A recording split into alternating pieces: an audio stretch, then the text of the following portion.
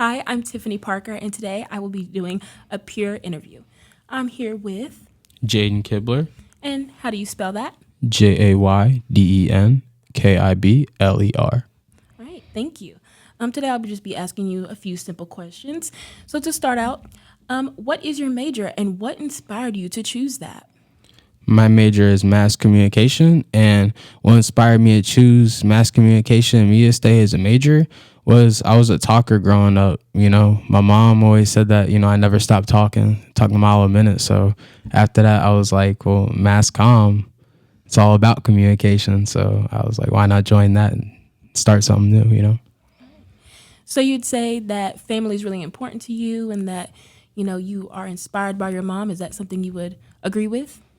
Yeah, I watched her do a lot of HR work growing up. She was part of the head department of human resources at Ross. So I saw her travel and do a lot of HR work growing up. So she was really big on talking to people and being on the phone all the time. So my thing was seeing her being really, really respectful with other people and really knowing how to handle other people really taught me what to do and how to handle other people, even when they got aggressive or when things got hectic. That's really special. I love that. So, what do you consider to be your best quality, and how does that help you within your major now? I would say one of my best qualities is definitely hard work. I got a really good work ethic. I'm not gonna lie. I'm big on nothing is earned for you. Not trying to be that guy. I mean, I'm a black man in America, so I'm big on nothing is gonna be given to you. You're gonna have to earn everything. So probably my biggest one would be my work ethic. And how do you think that that kind of helps you within your major? I definitely say it helps within my major because you have to, as Sky Tilly and one of the other teachers here said, you really gotta want it if you're gonna be a mass comm major. I mean, they said it best. It's not like other majors where somebody else is gonna kind of, I guess, incline you to do it. You're gonna have to get up and do it yourself. Like, I guess, like even with this interview, with us getting in the booth, I mean, we had to come here and do this ourselves in the morning. So it's one of those things that you have to really, you gotta really focus in and lock in on your craft. Definitely.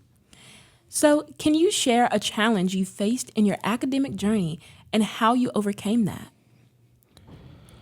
A challenge I faced in my academic journey, I would say my freshman year. I was a football player at Greensboro College. So, I mean, you can already tell you a freshman, you just got the college you ways from home and you playing football now. So I was definitely acting out second semester for sure. So I had to make sure my grades looked good before everything. My mom, the big thing that my parents were telling me was, hey, you can have fun and do whatever you want, but as long as your grades are good, that's the key thing. That's why we're here. You ain't paying all this money to goof off.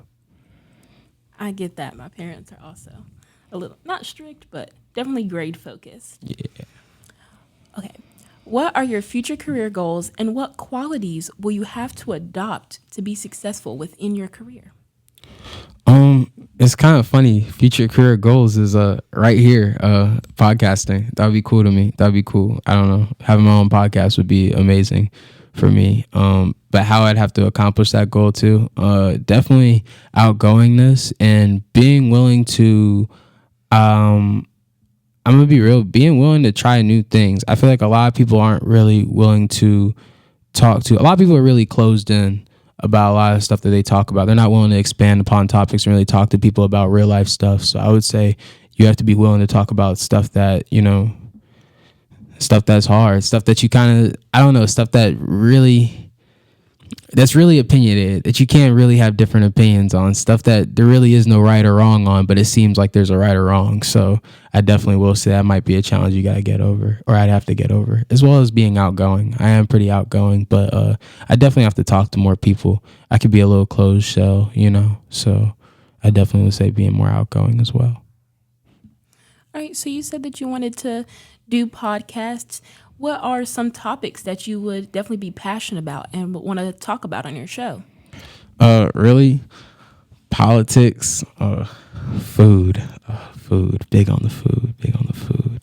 books, world problems. Like I would say, when I say world problems, I mean like real stuff like homelessness. I'm not trying to be that guy, but I feel like a lot of us don't talk about the fact that we can't stop homelessness because we as Americans live off of it. So a lot of topics that, like I said, a lot of people don't want to really get into are the military. Like how they're sending all them troops over there, and everybody keeps saying, "Oh man, we got to protect Palestine and all." And I really do feel for those people, but at the end of the day, a lot of people speak on something that's not our fight. So I definitely will say I'd speak on a lot of stuff that, I guess, world issues. Got that, making a difference. Yeah. All right. So, how do your future career goals align with your personal goals or personal values? My future career goals align with my personal values because I feel like when you're in this space, you can kind of say whatever you want. Like, this is dope right now. So I feel like that's how it kind of aligns with my personal beliefs, which is you could be whoever you are. That's always been my personal belief. It doesn't matter who everybody's different. Everybody's unique in their own way. So I just feel like, podcast or having a studio with a bunch of people, all collectively agreeing or, all collectively disagreeing on a topic. I just feel like that's really powerful and it's needed sometimes. That talk is needed. And I don't know. I just feel like it's not said enough. Like, people don't talk nowadays. I feel like nobody says anything nowadays. You don't really see anything like stuff. You can find funny clips online, but like people don't really sit down and talk anymore. So I just feel like some of that stuff's actually needed, to be said. And that's how it aligns with my personal values. Sometimes things need to be said. Sometimes you don't want to say it, but it needs to be said. I can agree with that. So, outside of your future career goals, what is something you are passionate about and why?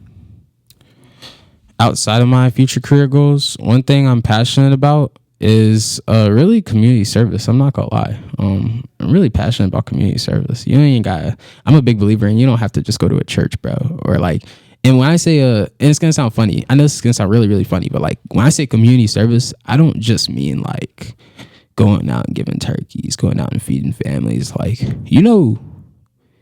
giving money to the homeless is community service, right? Like, so it's the idea that you're going out and helping your community in some sort of way. You don't have to spend $50 on cans. You don't have to go over here and make sure, you don't have to chop down the whole tree to make sure they get a Christmas tree. My thing is you just have to show consideration or show something, show some sort of love to your community or support towards those people. And that's all you really need to do. So you could say that you're really big on giving back to your community and helping the less fortunate and just doing a lot of volunteer kind of service activities. Yeah. Really giving back to the community. I feel like if you live there for so long, you need to give back to it. I'm from Cabarrus County, Concord. Concord's, I'm not going to say we don't have a whole lot, but it's a lot of cars, man. It's about it. A lot of cars and open space sometimes. So I just be telling people, give back to your community, man. Give back to where you came from. I love the people that get rich and famous and go back to their high school and give like millions to their high school. That's rad to me, bro. That's amazing. Because it's like, where you came from. You acknowledge where you came from and you're still willing to give back to where you came from. And I just think that's awesome. Now, like I said, people don't do that no more. They just flex, People don't do that no more. All right. And who has had the biggest impact on your academic or personal growth? And in what way have they impacted you? Biggest impact on me, my academic and personal growth? Probably my academic. There's this dude, I had a teacher named D'Agostino. You're going to laugh. He made us write a 6-page paper as a senior in high school. I just thought it was stupid. It's high school. It's not that deep, bro. And he made us do it like to the T. Made us write sources. We had to write 2 sentences for reasoning and then 1 sentence to actually back up the evidence for the main idea. And there was a lot of people that failed that class. I passed with an A. But he sent my work back like 3-4 times. And after that, I never got my work sent back for a paper. So as far as academics, I mean, he did his job, he did his job. And then personal growth, I'd say my dad for sure, just because, I don't know, he's such a strong dude, like my dad grew up in West Philly. So, he grew up in West Philly with just his mom and his stepdad. And his biological dad was a career criminal. So like, he kind of just made a way for himself as he came to North Carolina too. So I really look at my dad as a superhero sometimes, because I feel like, he really made his way and made a change. He made a difference, and I just feel like that's the big thing. As long as you make a change in your life, that's the big thing. Change isn't always bad, as long as you're doing something though to make that change, that's what matters. I get that. So finally, what is something that I did not ask about in this interview that you would like to talk about as it relates to either your personal life or your academic life? You really want to know?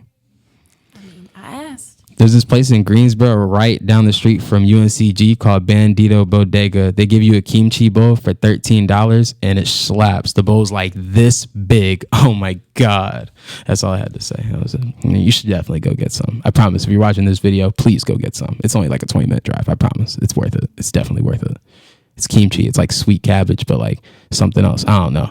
They gave me a bowl of it and I was like, yeah, put that in there. You know what I'm saying? So It's got you hooked. yeah. Say. Yeah. All right, so that's all the time we have today. So thank you so much for being a part of this interview, and we will see you next time. I appreciate you.